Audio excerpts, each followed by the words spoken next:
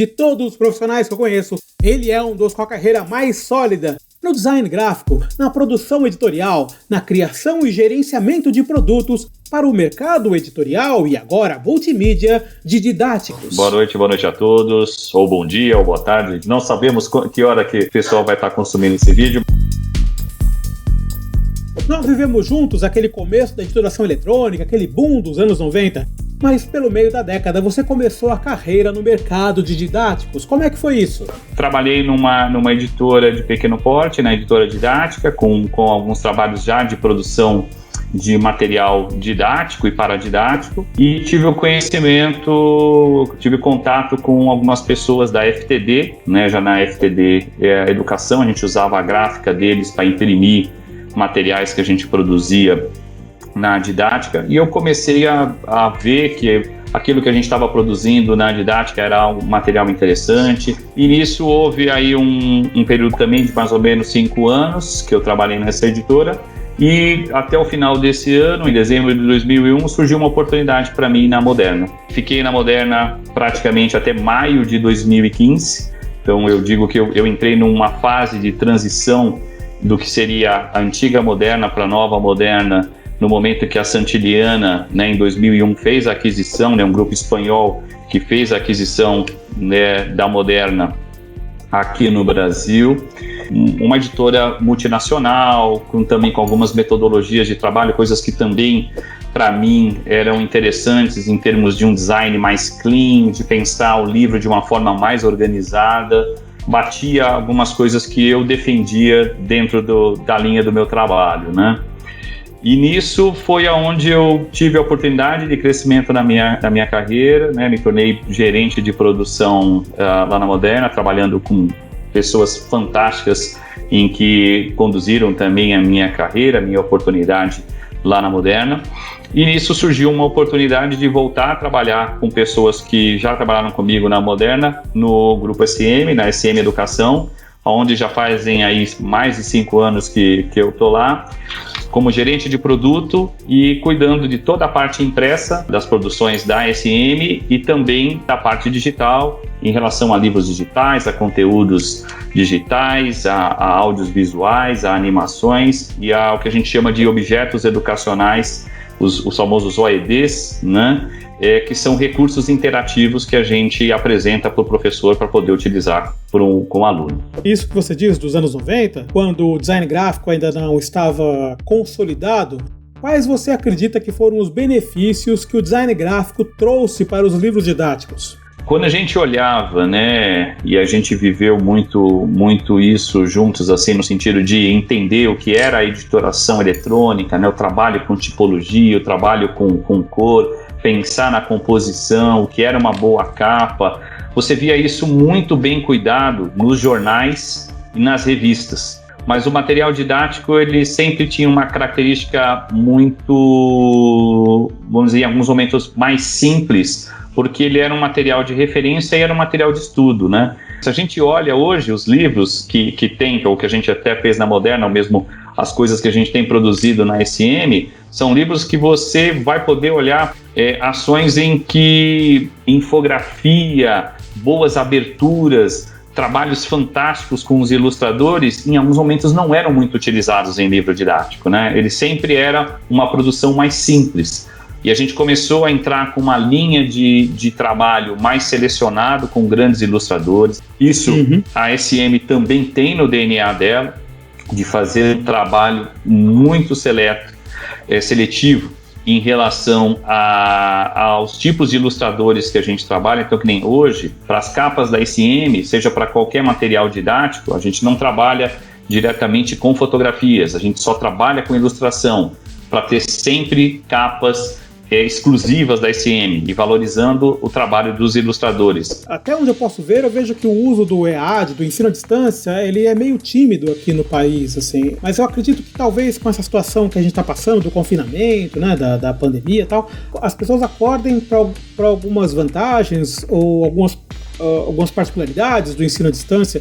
Como é que vocês do mercado editorial estão vendo essa situação? Eu acredito que esse impulso que a gente tem agora, nesse momento da pandemia, está trazendo uma reflexão para as escolas de que realmente, com essa dificuldade que eles estão enfrentando, e eu vejo professores batalhando muito para conseguir entreter os alunos à distância, ter uma boa aula, que é um desafio realmente. Uma coisa é a gente usar a tecnologia, outra coisa é dar um EAD para um aluno de 10 anos, 9 anos à distância, não é fácil, né? Mas eu acho que essa questão que a gente está vivendo agora vai trazer uma reflexão para as escolas, para os grupos educacionais, para algumas escolas que tinham um modelo mais tradicional, de entender melhor o que é uma classe invertida, o que é o uso de um vídeo, o que é o uso de uma animação, como que ele pode usar uma atividade interativa, usar o Google Forms, usar outras ferramentas que possam ser bem interessantes para o dia a dia da sala de aula. Eu vejo muito meu filho recebendo atividades em que ele recebia uma folhinha para fazer uma atividade de português ou de matemática todo dia na escola, e eu vejo, poxa, ele tem um livro digital, mas praticamente quase não usa, e essas mesmas atividades, em alguns momentos, ele já podia fazer atividades digitais, mas porque a escola tem um modelo mais tradicional e ainda usa pouco digital, e agora tem que usar, né? É a única forma dela poder mandar atividades, né? Ou fazer via PPT, mandar um PDF, fazer atividades mais interativas com eles, para também ser algo atrativo. E a gente vê isso como um movimento muito bacana. O nosso projeto Educamos na SM, ele tem muito disso, né? De oferecer uma série de atividades interativas, já entendendo que a gente já pensa para uma escola que tem interesse em pensar num trabalho mais digital, né, num uso dos recursos digitais nas plataformas, né, na nossa plataforma, e ter um acompanhamento do desenvolvimento desse aluno em tempo real. E agora, puxando um pouco a sardinha para o meu lado, para o lado dos ilustradores, tem uma pergunta que quem está começando se faz, que existe algum estilo específico para se trabalhar com didáticos, ou o mercado acaba aceitando uma gama grande de variedade de estilos? Acho que tem espaço para todos eles. A gente tem desde livros que são mais técnicos, né? Se a gente vai para algumas ilustrações técnicas para a área de matemática, de física, de química, mas você tem ilustradores fantásticos fazendo células, animais, para a área de biologia, para a área de ciências naturais, as representações de planetas. E quando você vai para a língua portuguesa, né, você tem interpretações de texto como se fossem ilustrações para pequenos trechos de textos, né, em que você tem grandes ilustradores ilustrando contos, histórias, lendas, né, que são na mesma linha do que um livro de literatura, né? Então, se você pegar, acho que existe espaço para vários tipos de ilustração, né? Desde ilustrações para texto, e aí o que a gente também buscou, né? Uma comunicação visual com diferentes linguagens para cada nível de ensino, né? Então, a gente sobe o nível, a sofisticação, todas as questões de proporção. Eu estou usando para o material de educação infantil, então vou trabalhar com um ilustrador que tem uma linha que tem, o cara trabalha com uma proporção de 3 cabeças, para ficar algo mais infantil. Então, a gente pega tudo aquilo que a gente aprendeu também por parte de ilustração e tem essa sensibilidade de ter um time de editores de arte que fazem essa seleção desses ilustradores, apresentam para os editores e continua nessa linha de trabalho, tanto para a parte impressa como para a parte digital, com esse processo bem minucioso de entender o tipo de ilustração mais adequado para aquilo que eu quero comunicar. Então eu posso tranquilizar os ilustradores que eles não vão perder trabalho no mercado didático. Com certeza não.